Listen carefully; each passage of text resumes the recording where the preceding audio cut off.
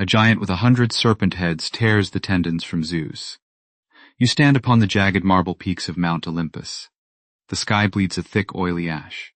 The golden thrones of the Olympian gods sit empty, cold, and deserted beneath a fading sun. Immortal beings who rule the lightning, command the endless seas, and govern human destiny pack up their divine majesty and run. They do not pause to rally their armies. They do not turn to defend their celestial halls. Why does the supreme ruler of the cosmos drop his thunderbolts and fly south in terror? Look down into the burning valleys of Greece. You feel the bedrock shudder beneath your boots as the subterranean roots of the world fracture. 10 years of apocalyptic warfare have just ended. Zeus and his sibling deities have cast the ancient Titans into Tartarus, the sunless, bottomless abyss locked beneath the realm of the dead. The sky belongs to the Olympians now. But the primordial earth is not a passive prize to be claimed. Gaia, the ancient mother of all living matter, mourns her defeated Titan children. Her grief turns to venomous rage against the new heavenly order. Deep within the blackest abyssal caverns of the underworld, she couples with Tartarus itself to spawn one final, absolute nightmare. She crafts a biological weapon designed for a single purpose, to tear down Olympus and consume the cosmos. The earth splits open in a jagged, smoking wound. From the subterranean darkness rises a monstrous entity that defies the visual geometry of creation. His lower body consists of vast, writhing coils of viper scales that stretch across entire continents, hissing with liquid poison. His shoulders brush the stars, blotting out the moon with a mountain of obsidian flesh. 100 horrific serpent heads sprout from his neck, each spitting jet-black fire and screaming in the chaotic voices of furious bulls, hunting lions and dying men. Typhon, he steps into the Aegean Sea, and the ocean boils into clouds of white steam. You watch the immortal pantheon scatter across the horizon in desperate cowardice. Ares drops his bloody spear into the dust. Aphrodite hides her face behind her golden robes. Apollo leaves his radiant chariot untended in the sky. The proud rulers of heaven transform themselves into panicked animals, hawks fish, goats, and ibises, and vanish into the desert sands of Egypt. Only a single divine figure halts his retreat. Zeus turns at the outer boundary of the world. He stands atop Mount Casius, a towering, wind-swept limestone peak resting on the coastal border of Syria and Egypt. Can a solitary king withstand a nightmare that swallows the stars? Zeus reaches into the swirling storm clouds. He hurls white-hot lightning bolts that split the dark firmament with deafening acoustic cracks. He marches forward wielding his adamantine sickle, an unyielding, curved blade forged from the hardest cosmic metal in existence. He strikes the monster across his 100 dripping snouts. Black smoking blood pours down the mountainside, scorching the ancient cedar forest to ash. Typhon roars, a deafening blast of fury that shatters human ears for 1,000 miles around. The monster charges through the wall of divine fire. He wraps his endless scaly tendrils around the king of gods, crushing his chest until the air explodes from his lungs.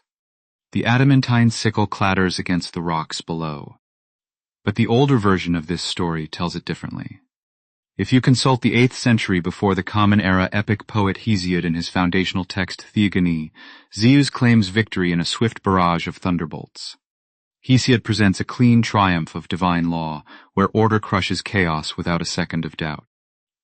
Yet the later narrative compiled in the Bibliotheca, a massive work of ancient mythology traditionally attributed to the scholar Apollodorus, reveals the brutal turn that popular retellings leave out. Zeus does not win this duel. Zeus is shattered. Typhon grapples the supreme god onto the scorched mountain slope. The monster wrests the adamantine sickle from Zeus's trembling grip. With cold, methodical precision, Typhon cuts deep into the flesh of the god's wrists and ankles. He carves out Zeus's sinews, the vital tendons and muscle fibers that grant a divine body its movement, strength, and immortal power. The ruler of the universe becomes a paralyzed, bleeding husk. He cannot strike, he cannot walk. He cannot even scream as the monster drags his broken body across the Mediterranean Sea. Typhon carries his prize to Cilicia, a rugged, mountainous coastal region in southern Turkey. What becomes of creation when its supreme guardian is caged in the dark? Deep within the jagged cliffs of Cilicia lies the Carytian Cave, a massive limestone sinkhole plunging hundreds of feet into the subterranean gloom. Typhon flings the helpless god onto the damp stone floor. He wraps Zeus's severed sinews inside the dried skin of a bear. He places the bloody bundle inside the dark cavern, guarded by Delphine, a monstrous dragoness with the torso of a woman and the scaly coils of a giant viper. Typhon marches back out to lay waste to the defenseless world. Human cities collapse into burning ruins. Rivers dry into cracked mud beneath his fiery breath. The sun vanishes behind a perpetual blanket of soot. Deep in the damp gloom of the Carishian cavern, two shadowy figures move without sound. Hermes, the swift-footed messenger god, glides across the cavern floor without disturbing a single pebble. Beside him steps Pan, the lord of the wild wilderness. They do not possess the raw physical power to slay the dragoness. They rely on cunning. Pan opens his throat and lets out a terrifying, unnatural screech, a sound so wild and disorienting that it gave birth to the word panic. The acoustic shockwave echoes off the limestone walls like a physical blow. Delphine recoils in terror, her attention pulled away from the altar of stone. Hermes darts forward in a golden blur. His fingers snatch the bearskin bundle. He glides to the side of his crippled king. With delicate, precise movements, Hermes aligns the severed sinews with the raw wounds on Zeus's wrists and feet. The divine tendons knit together in a flash of divine light. Power surges through divine veins like liquid lightning. Zeus opens his eyes, rising from the cold stone with a cosmic fury that shatters the roof of the cavern. Zeus mounts his celestial chariot drawn by winged horses. He pursues Typhon across the Mediterranean Sea in a storm of unrelenting vengeance. Lightning rains down in blinding sheets, turning midnight into a blinding inferno. Typhon tears whole mountain ranges from the earth and hurls them into the sky. Zeus strikes the airborne mountains mid-flight, blasting them into showers of red dust. The beast staggers back to the island of Sicily, his monstrous strength draining under the endless assault of thunder.